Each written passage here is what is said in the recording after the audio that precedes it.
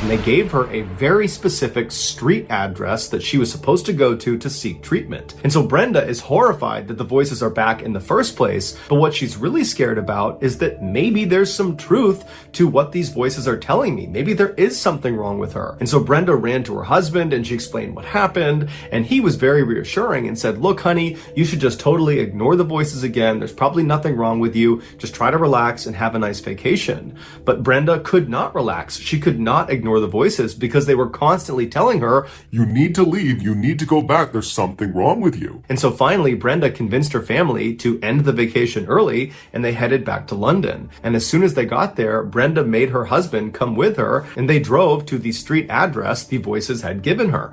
And when they got to this very specific location, they found themselves standing in front of the brain scan unit of a London hospital. Brenda and her husband were totally shocked, but before they could even react to what they were looking at, the voices in Brenda's head came back, and they told her, you need to go inside and you need to request a brain scan for 2 reasons. 1, there's a tumor in your brain.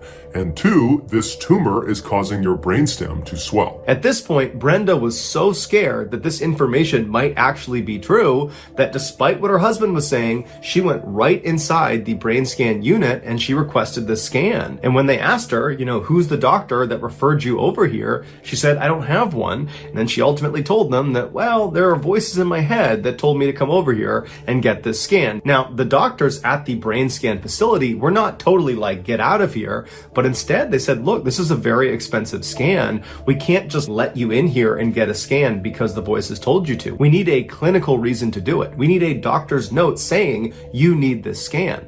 And so they turned Brenda away, and Brenda now is just a complete wreck. She ends up calling her psychiatrist and she explains the situation about getting this address and being told to get this brain scan. And after a few minutes of hearing her story, her psychiatrist says, okay, you know what? I will call over and I will get you an appointment to get a brain scan because I want you to be at ease. And it seems like this is probably the only way we're going to be able to do that. And so after this conversation, the psychiatrist got in touch with this hospital and he requested the brain scan for Brenda. And about a month later, Brenda went in, she had the scan done, and sure enough, she had a brain tumor and her brainstem was swollen. The doctors couldn't believe it because Brenda was showing absolutely no signs of having this condition. And so they told her that, well, you can just wait and see what happens. This might not have any effect on you. And so you can just wait to see if you get symptoms eventually, or